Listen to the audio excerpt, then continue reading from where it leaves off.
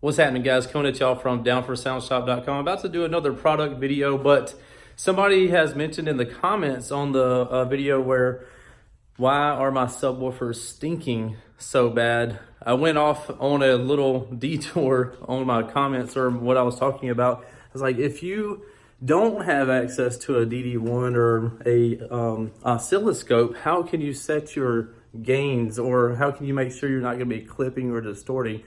It's going to be virtually impossible. What I've used in my years of doing this is, say your volume, we'll just use like 1 out of 10, 10 being max volume.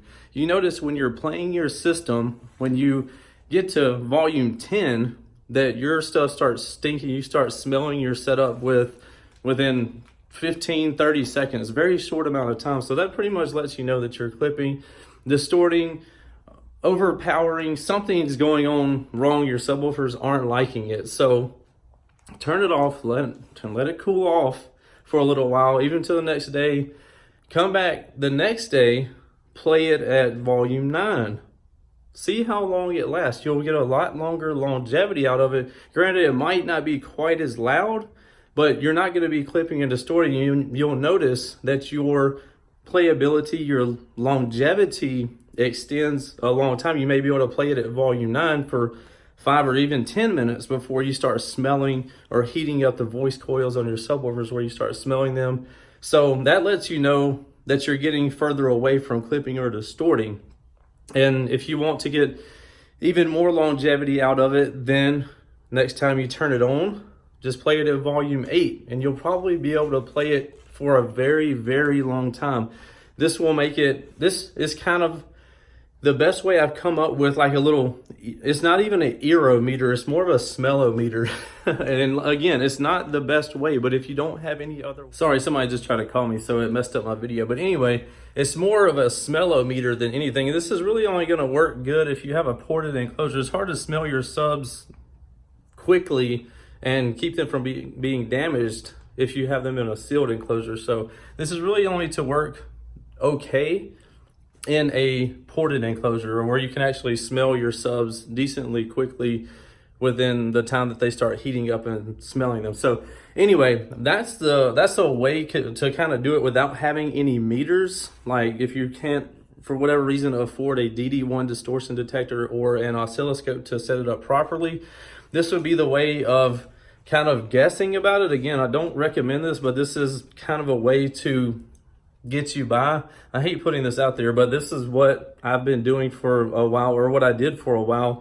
And also, even if you set your gains with a DD1 or an oscilloscope, if you push your system past where you have it set at, you can distort it anyway. So that in each song, this is another thing that can cause your subwoofers to stink and smell very quickly is playing garbage music through them. Such as, I get so many comments, so many people, Grand Central Station, down for sound, how may I help you? Anyway, hopefully somebody will get that.